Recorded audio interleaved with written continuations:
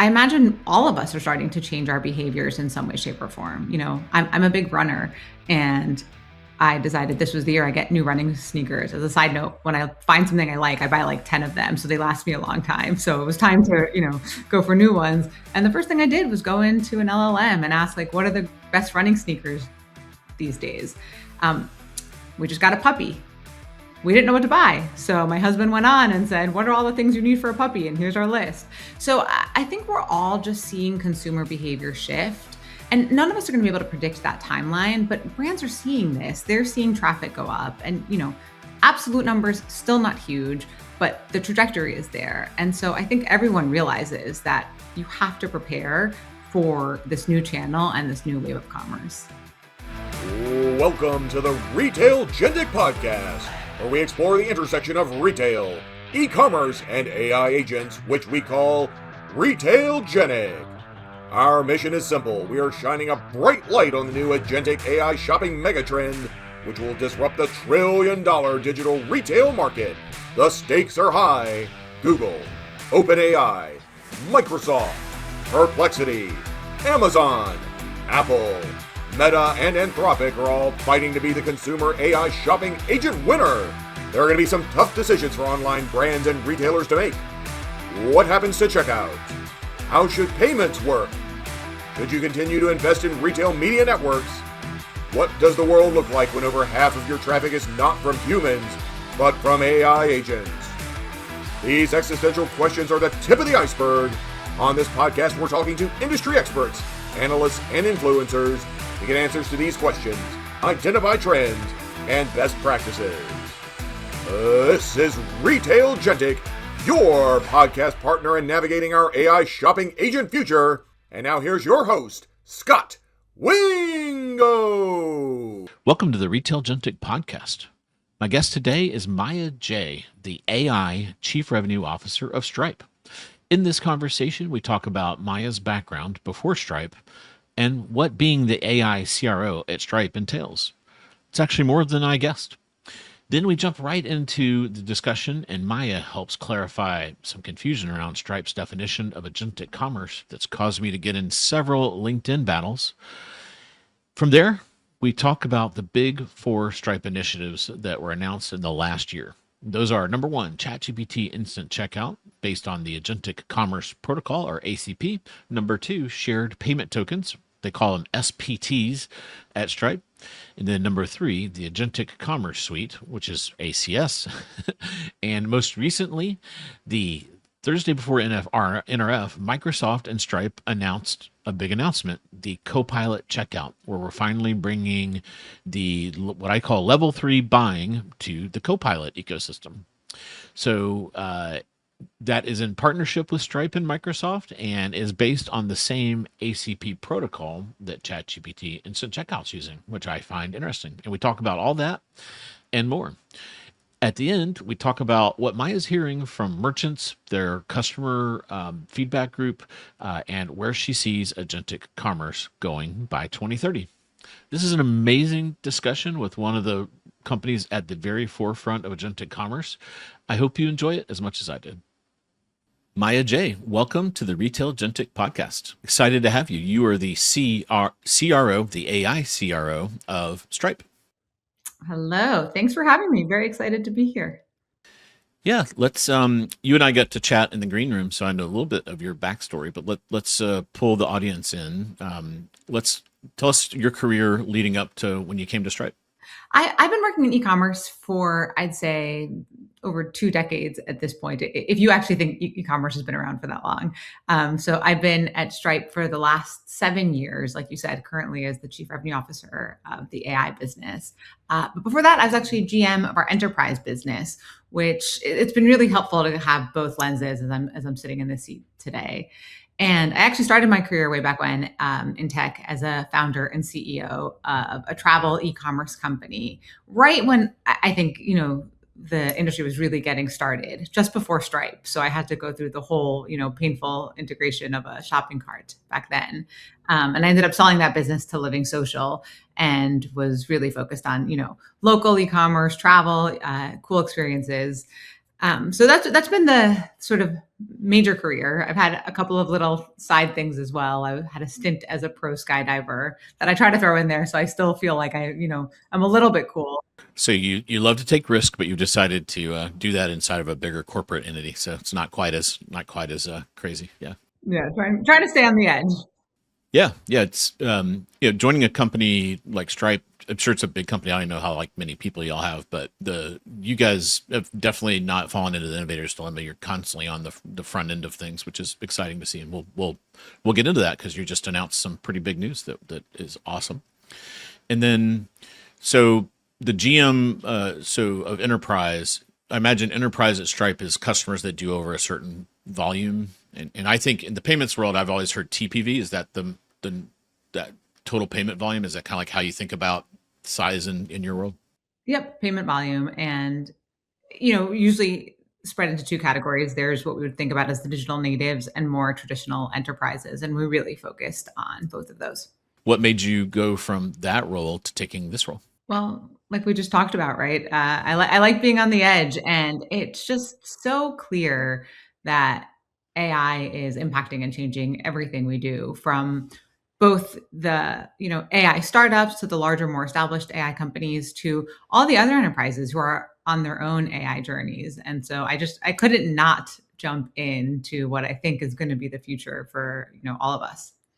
Cool. So you're the tip of the spear, going out and meeting with clients and potential clients and helping answer questions about what is Stripe doing in I think the broader AI, but the one we're most interested in is agentic commerce. I guess one question is what is tucked in under AI at Stripe? Is it just this agentic commerce, or is there something I'm missing in there? We think about really four major areas. So the first one is we're the skeletal system for the fastest growing AI companies. So we provide the economic infrastructure for, say payments, billing, checkout, and we help these companies scale globally with what honestly is often very lean teams.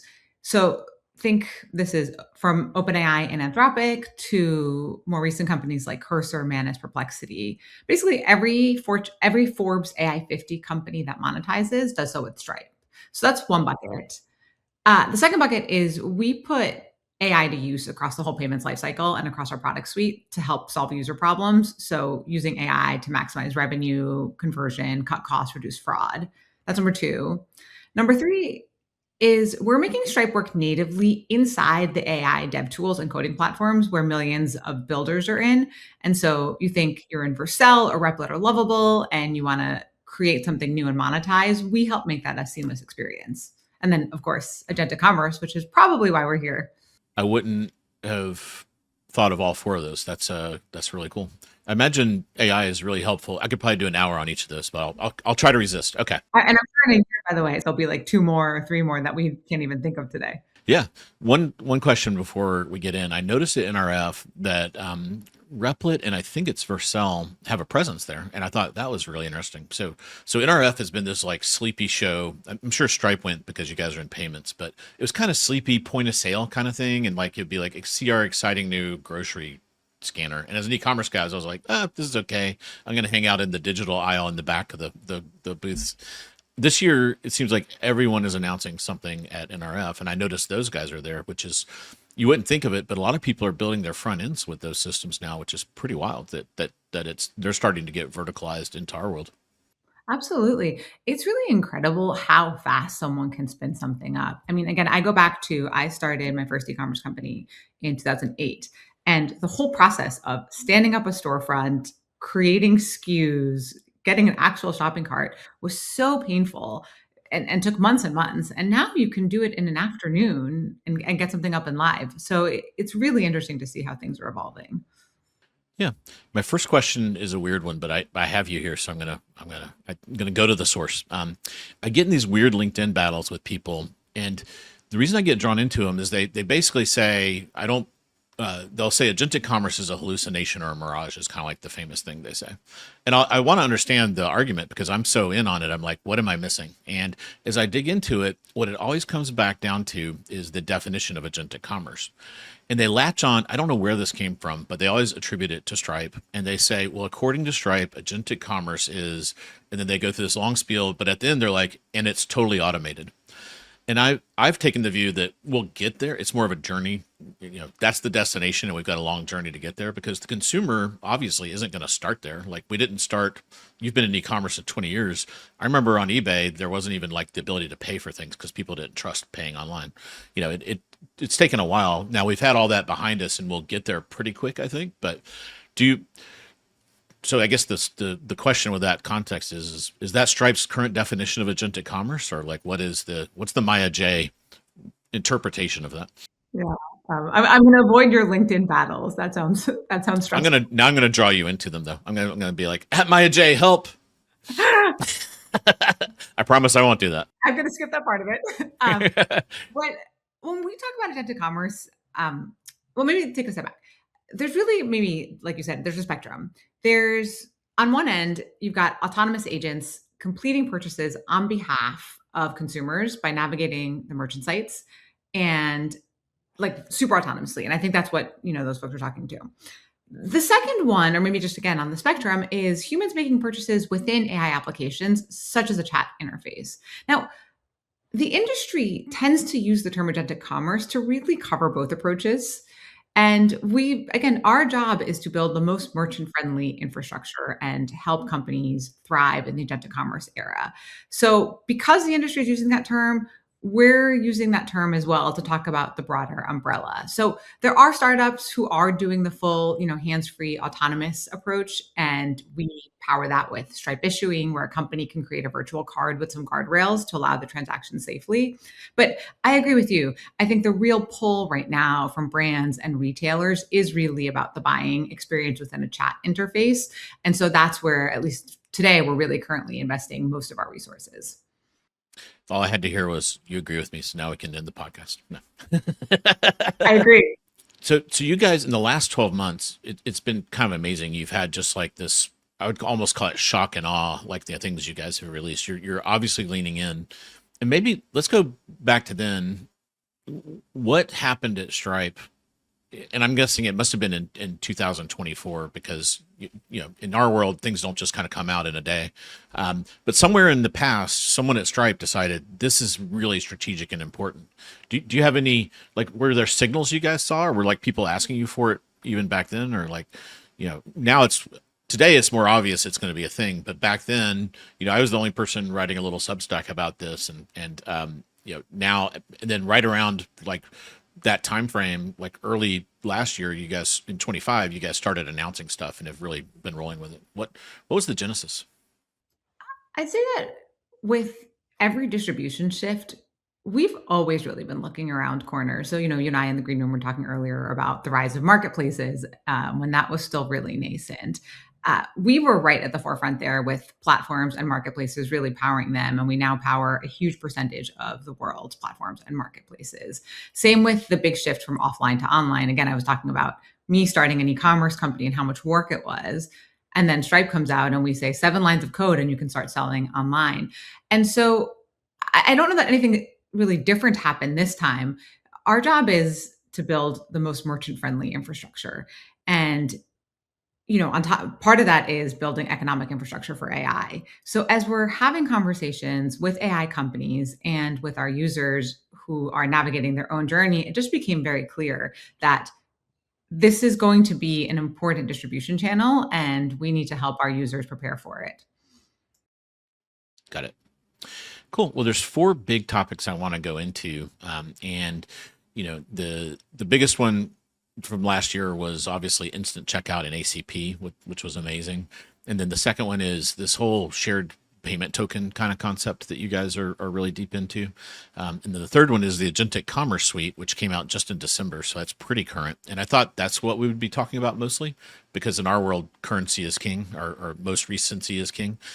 But then you kind of snuck another one in there. So here we are in January. Also, the frequency of your updates is going from kind of like every other month to monthly to like, right on top of each other. So 26 is going to be crazy. I can already tell. So now you guys in Microsoft, just yesterday when we're recording this, announced Copilot Checkout. So let's start with that one. So tell us tell us about Stripe's role, how that's going to work, and I also, a lot of the merchant type folks listen to this pod, and they're going to want to know. The number one question when I talk about these things is like, where do we sign up? So, being the CRO, I have a feeling you know the answer to that one. I sure do. Call me. Call Maia J. So on the Copilot experience, as we know, a lot of shopping conversations are starting to happen in these chat experiences. So when a conversation inside Copilot leads to a shopping experience, what happens is a Stripe-powered checkout appears natively within that chat. And Stripe takes care of the payments, the checkout, and the fraud. And then Copilot users in the US will be able to buy products from, today it's Etsy businesses and retailers like Urban Outfitters and Anthropologie, all without leaving the chat. And we're working together very closely on bringing more merchants on through our Agentic Commerce Suite. So it's going to be exciting to see that grow, and you've got some retailers on there. If some of the folks listening and watching want to sign up, where do they go to learn more and to sign up to be on the Copilot checkout? First of all, we're really grateful for all the partnership we're getting from those brands. So all major AI companies, brands, and retailers are turning to Stripe to enable agentic commerce. And we have a waitlist that we monitor very regularly. So if you just go to our docs pages, it's very easy to find there. And as time goes on, we're going to be increasing capacity again in partnership with Copilot. So just look for the waitlist within our docs page. Cool. And this kind of, I'm kind of bouncing around, but this is also built on the ACP protocol, Agentic Commerce Protocol. And this is really innovative because it's counterintuitive. In the old payments world, it was very closed and locked down and proprietary.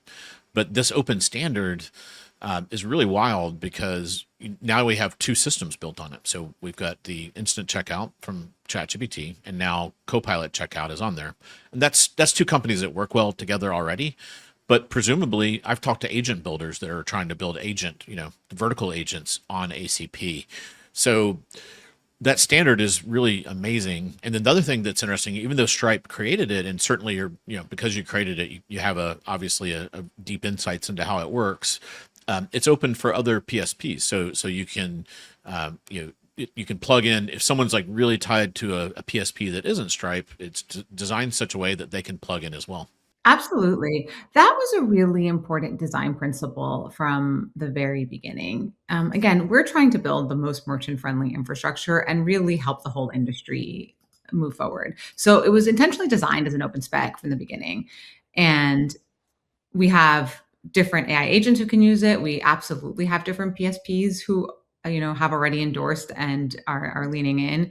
And so I think, again, if you think about what's best for the industry and what's best for our merchants, it is that you can have one infrastructure, one spec that works across the ecosystem. So that's just a really important part of all of this. Cool. Are there any exciting new ones coming out in 26 you want to give us a scoop on? Yes, and my comms team would not be happy with me. So we should have a conversation. Yeah, I imagine you guys just have them lined up like aircraft ready to land at a landing strip. So it's I'm sure it's very busy around there. Let's go back one step to the Agentic Commerce Suite. Give us kind of your view of the word suite implies there's a lot it has capabilities. And I'm pretty familiar with that. I want to hear your words of what are some of the pieces of that, and what are you hearing from merchants about, where is it resonating with them? With the Agentic Commerce Suite, merchants can use Stripe to, one, make their products discoverable to AI agents, two, handle the checkout, the payments, and the fraud protection, which is going to be increasingly important as this whole industry grows. And then three, ultimately pick which AI agents that they want to sell through the Stripe dashboard. So the idea is you get to do the work once, and it's not even that much work, honestly. It's been really inspiring to see the implementation timelines get shorter and shorter. So you do the work once, and then you get access to the broader ecosystem, because we're very, very, very committed to making sure that Stripe is the fastest way and the fastest on-ramp to get live on Agentic Commerce. Okay, so I sign up presumably, and I say, hey, I'm really interested in this. Here's my products. And then, I turn on discoverability. So now any agent I enable can see my products. Is that kind of, so it's like I, the merchant, am in a control panel, and I can kind of control what's going on there. And then you have these agents, let's say Copilot's one of them. And you can say, okay, you know, now you can, or is it like a request? So someone comes in and says, "Hey, this agent would love to sell your products. Do you agree?" Or is that kind of stuff ironed out yet, or is it still early? So some of it is future vision, but what I would say is today there's basically two ways that you can have your products be discoverable through product feed. We can connect with your product feed directly, and feed that to the AI agents. Or we also have integrations with 8 and growing different syndicators, and we can send your products through that way. So that's from how the products get connected. Separately, there's a question of how do you officially onboard onto the AI agents. We have visions for this to be fully self-serve in the future. Today, again, it's still a process that you have to get onboarded with the agent as well. And that's where if you come to the wait list, we're again looking at it regularly, and more options will be available soon. One of the things, my audience is like a pretty large percent payment people, so they'll be bored by this question. But then a lot of them they work for retailers and brands, but they're more on the marketing team. And we hear this word token a lot. But I'd love to hear, because you're out there on the front lines, we talked about the third offering, which is this whole tokenization, and now there's these vaults and things. Walk us through like how, I'm sure you get a lot of questions on this. How do you explain this tokenization and what this means for enabling all these things? One of the pieces you mentioned a bunch of the launches we had is the shared payment token. So if we take a step back, problem statement is you've got AI agents don't want to build all the payment infrastructure that we've been building for the last decade. And really importantly, one of the things we hear from merchants all the time is that it's really important that they maintain control and act as the merchant of record. And so we wanted to make that process very seamless, where a consumer can input their information into the AI agent, and we can pass that securely to the merchant, and the merchant can process it and make that all very smooth, very secure. And so that's where the shared payment token came from, is we create a wrapper and are able to pass that securely to the merchant so they can stay merchant of record and maintain control.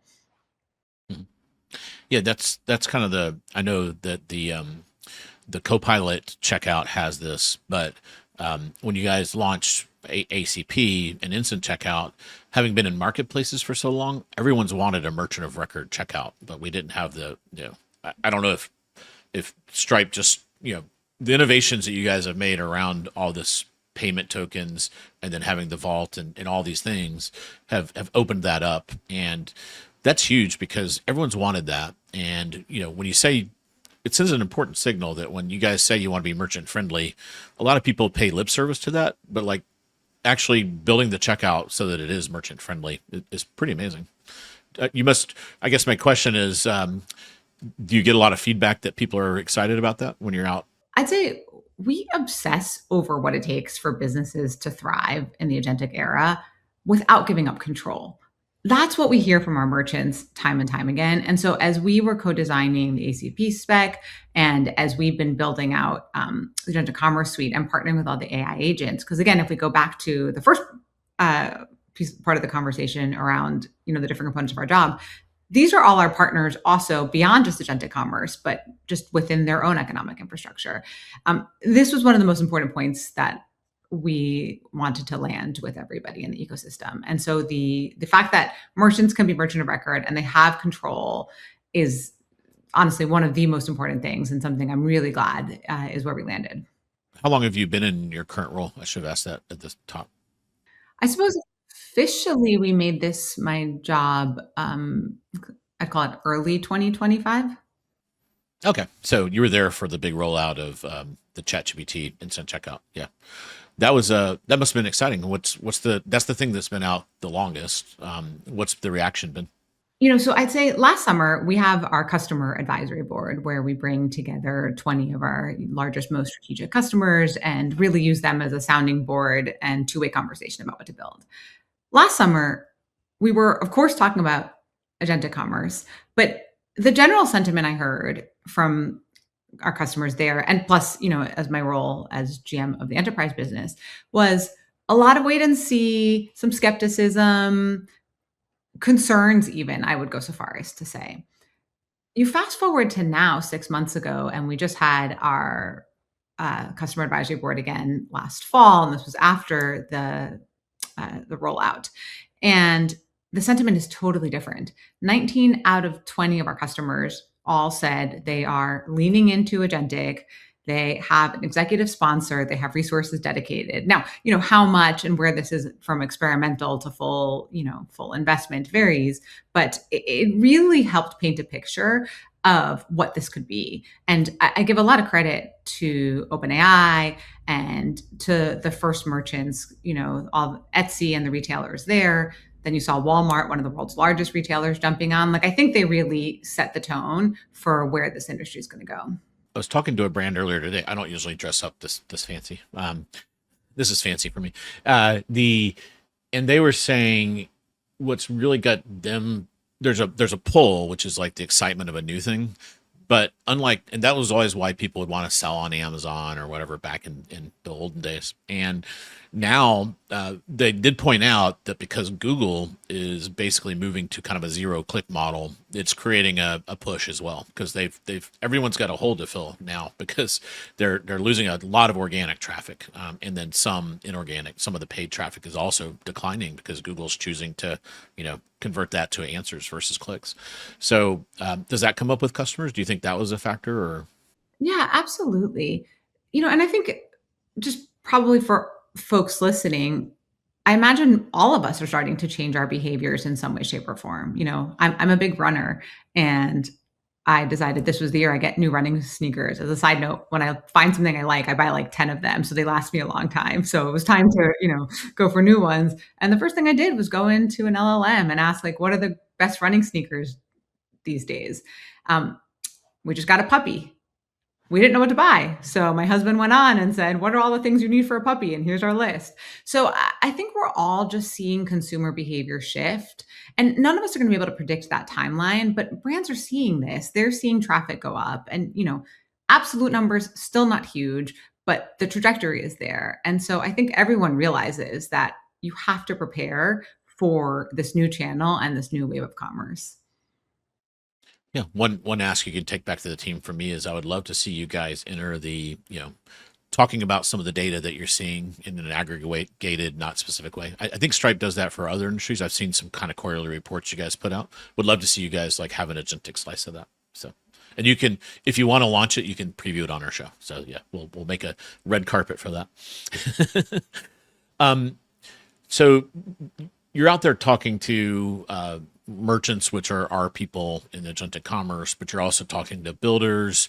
If we take all the people you talk to and boil it down to kind of like the merchants and the people building in agentic commerce, that slice, what are some of the topics that are coming up? What are the most frequently asked questions Maia J has to tackle when she's out there, helping educate folks on things?